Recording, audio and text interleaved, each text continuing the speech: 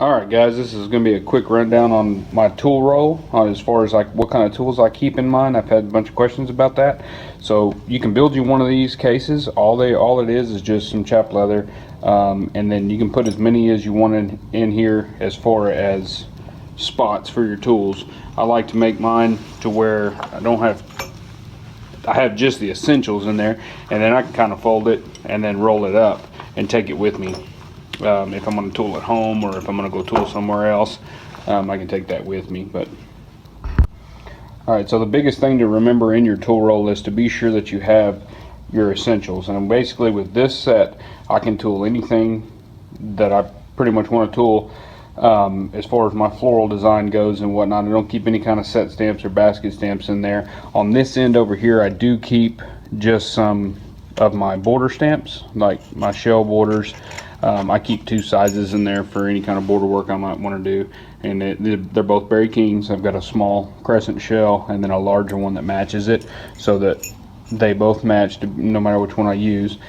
And then I'll keep just some oddball stuff on these two first slots. They used to be for my swivel knives, but when I kind of got to where I needed the space, so I just use them for these now. But I keep my crowners over here, and I have two crowners. I don't think you need very many more than that. I think two is sufficient. I have a small one and a bigger one, and I'll pretty much cover any kind of crowning that I want to use as far as my leaf petals or flower petals. And then I've got a center liner, and this is kind of new. I used to never use a center liner. Acquired one and really enjoy using it, so it just hasn't found a home yet. So it sits down in here. It's kind of an oddball. Okay, now down on this end, I keep all of my undercuts. My undercuts are some of the first work that I do on a floral pattern, and I keep 4 of those. I have a small, a little bit bigger, and then up to my biggest one. And those are the 4 that I use on pretty much every pattern, and it'll take care of any type of undercut work that you need to do. My biggest deal with undercuts is where they're really handy is anything that's curved, an inside curve. And I always try to use a square beveler in an inside curve. If you'll use an undercut, you'll have a lot cleaner, crisper work, and you don't have that trying to stick that square beveler inside that inside curve, and it kind of gets choppy. So if you'll just stick to undercuts, get you some good ones. These here are Berry Kings. I really like them. I really like Barry's tools. I use his a lot, and I haven't really had any kind of complaints. I modify all my tools. I don't care whose they are. I usually end up grinding on them some. Next, I go to my bevelers, and I have 3 that I use. One is a Berry King. It's my smallest one. The other 2 are just craft tools. I just kind of got used to using these. I like them. They fit my program, so those are the 2 that I use. They're both pretty well wore out. As you can see, the toes are pretty smooth. They are checkered, but they're smooth. I've had a lot of people say, well, are you using a smooth beveler or a checkered beveler? Yes and yes. I'm using a checkered beveler, but the 2 big ones are kind of wore out, so that's what's kind of giving it that effect. And it's not on purpose, it's just overuse. And I'll take them and kind of sharpen them. You can actually kind of sand the toes of these a little bit and then buff them off, and that'll make that, because over time these bevelers will get kind of dull. So the next set after the bevelers, I have my Pear shaders and thumbprints. I use a small thumbprint. I don't know what size this is. It's a Berry King also. I don't know what size he calls this, but it's not as tiniest, but it's also not just the big one. I do have a big one that's right here. It's the exact same one, but it's quite a bit larger. I don't use this one very often because most of my stuff is too small for this size of beveler. I mean, this size of thumbprint, so I don't use this one very often, but when I need it, I have it over here in my excess roll. But this one here, you can use the front or the back. Some people will buy 2 different sizes, but really each one has 2 different sizes, so you can always use the heel or the toe. The tool is actually straight across, so it doesn't matter which side you use. So if I've got a really small flower or a really small vine, I can spin it around and use the tail end of this thing, which is a little bit narrower than the front, and that works satisfactory too. So that's kind of handy if you keep that in mind. Each one of these has 2 ends, so you can kind of use either one. Then I have a very old Pear shader. I believe it's a Macmillan. I'm not sure. Came in a bunch of stuff that I had bought, but it's a really cool little shape because it's more of a big fat teardrop than it is a long pear shader, traditionally your smooth pear shaders, or all of them are, you know, a little bit narrower. This one's a little fatter, so I can use, again, the tail of this. If I've got a leaf that comes, or a flower or something that comes to a point, I can kind of use that in there and then kind of shade out some, and I'll show you some of that on another video. And then I also have two very curved smooth pear shaders. I really like these. I haven't been using them quite as much here lately, but I really like using these because they're curved, so if you're doing like your vine work and stuff, when they come around, you can set this tool in there and just walk it back in there, and you don't get that ride up on the outside edge of a straight pear shader as you're trying to come around a curve. So I recommend these. You don't have to have them, but I really like them. And again, I can use this side or this side, whatever size the vine is that I'm using them in, but that's pretty much what I use them for solely, is just for vine work. But those are my pear shaders there. And the next thing down on my tool list is I have my leaf liner, and this is a craft tool, or Hide Crafter, actually. I think it was their Pro Series or something like that. I don't know if they're even made anymore, but these were really good tools. They were a little bit more expensive than craft tools, a little bit better quality, a little crisper, a little cleaner, and but they weren't quite as much as Barry's tools or some of the other custom tools out there. But I really enjoy this leaf liner. I have a Barry leaf liner too, but it's the one I have is a lot finer lines in here, and this one's a little bit bolder, and I like it just for the majority of the work that I do. Occasionally I'll pull out the finer one and use it, but in general I like this leaf liner. And then I have my Mules Feet. I keep two on hand. I keep a small and a large, and it just depends on the transition on where I'm using this, which one I'll use. I prefer the larger one if at all possible, because it's got a more rounded toe. The smaller one to me is just a little bit too pointy.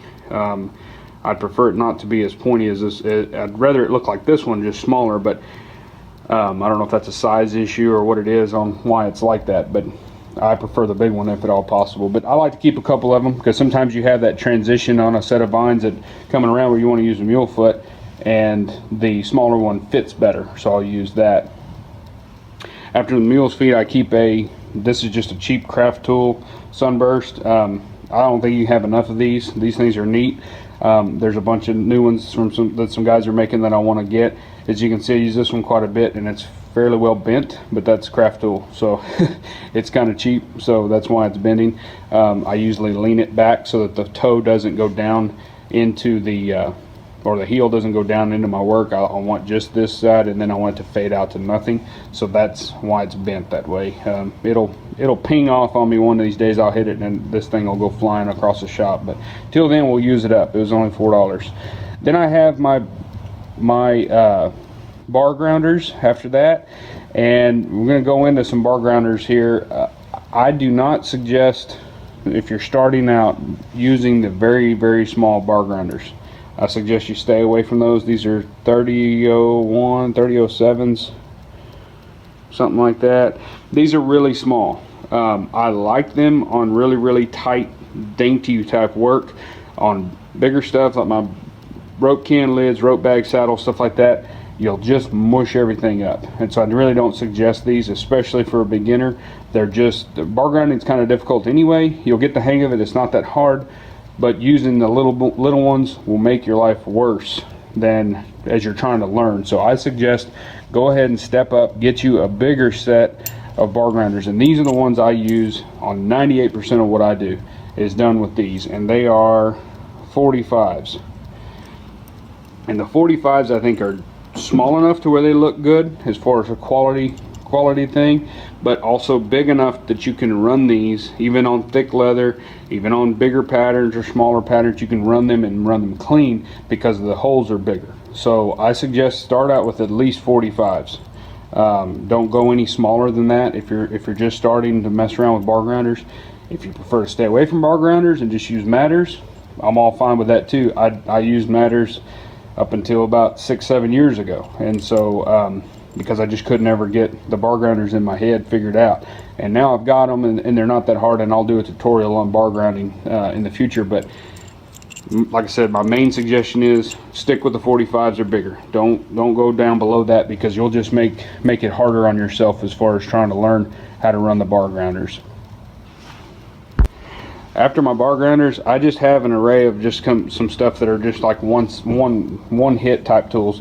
Just my flower centers. I have two. I have a big one and then a smaller one. My smaller one's an oval. I need to get a round one that's small, or an oval one that's big, or maybe both. But I need to actually, so they match, because sometimes I'll use these two together, and I don't know if it matters, but sometimes bugs me that one's round and one's oval. But any flower center, you can't have enough flower centers either. I think, you know, just having a good variety of those is great.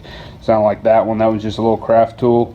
Flower center, I used it on a lot of my little tiny stuff, and I also used this tool in the scallops of my rosettes for my saddles. I'll use that in there. And then I have a wiggler. These are just fun. I highly suggest everybody have at least some kind of wiggler. This is just a craft tool, just a real cheap little junky tool, but it works great. And you can do a lot of stuff with this, as far as adding texture to your scrolls, adding texture to the stumps of your flower stems coming into your flower, just all kinds of stuff. They have straight ones, which I guess technically wouldn't be a wiggler, it'd be more just like a straight bar. They have some that are tighter, some that are looser, but these are just handy, and they're really fun to add a lot of texture. You can do a lot of things with it. So get you a few of these if you can. You know, don't be scared to buy a craft tool. There's nothing wrong with cheap tools, especially when you're floral carving, because you never know what you might need.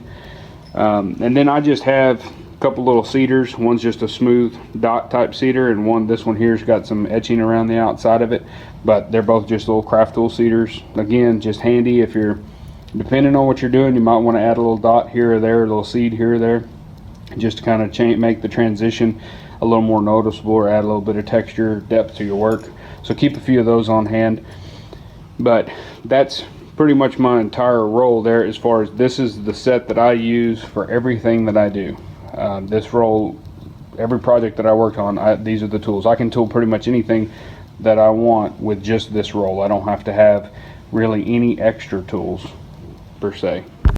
Now this is just my oddball roll. It's not even really a roll, it's just a pad. It's what I call desk pads. They're just a piece of leather with some sheepskin on there, and I kind of go in there and trim out some of the sheepskin so the tools have a place. But after a while, basically this has just turned out to be where it's a catch-all. It's where I put all my junk. So I got, you know, like a crazy stamp in there, some basket stamps, some other little Pear shaders and different things, pebbler. There's just all kinds of things that I use periodically, but I don't use them all the time, so they just kind of sit there. That's better than them being strewn about on your bench. That's my biggest deal, is when you're tooling, have something like this to keep your tools in one spot. If you'll get in the habit of having, if you look at this tool roll, it runs the way I tool. I start with the undercuts, and I work my way down through my bevelers. After I've undercut everything, I start beveling. I run my bevelers large to small, but the main thing is I undercut, I bevel, I pear shade, I leaf line, I start doing all my texture work, bar grinding. I have a way that I tool, and the main thing is they're in there in that order, and when I use one, I put it back. If you do that over time, you'll get to where you can just reach, grab, and go back to tooling. You don't have to really hunt for your tool. I see so many guys that just throw their tools out around the bench, and you're chasing them. That's the very least worry. The biggest worry is one of them falls off onto the floor. Most of us are on concrete floors, and if you ever have a bar grinder hit the concrete, it'll always hit point down, and that will ruin a bar grinder or a beveler. Get a chip in it, you'll be buffing on it trying to get it back, and it'll never be the same. So I try to keep all my tools kind of where they're secure on my bench, where if I go to flopping my work around, I'm not going to knock one of these off. And so I suggest you get some kind of tool roll or a bench mat or something that you can hold your tools in place, and be sure that they're stationary and in good shape. So when you're starting out, just keep it clean, keep it easy. Don't get too crazy as far as overbuying. Get you a nice simple set. It's functional. It'll get you going, and then you can kind of go from there and grow your tool set as you go.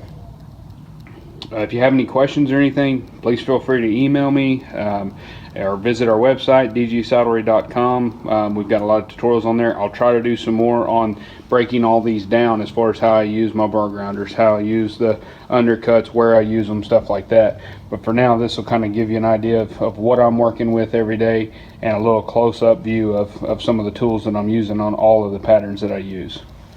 Thank y'all very much, and if y'all have any questions, please feel free to email me. If you get a chance, subscribe to our YouTube channel, and we'll try to do some more videos in the future coming out. Thank y'all.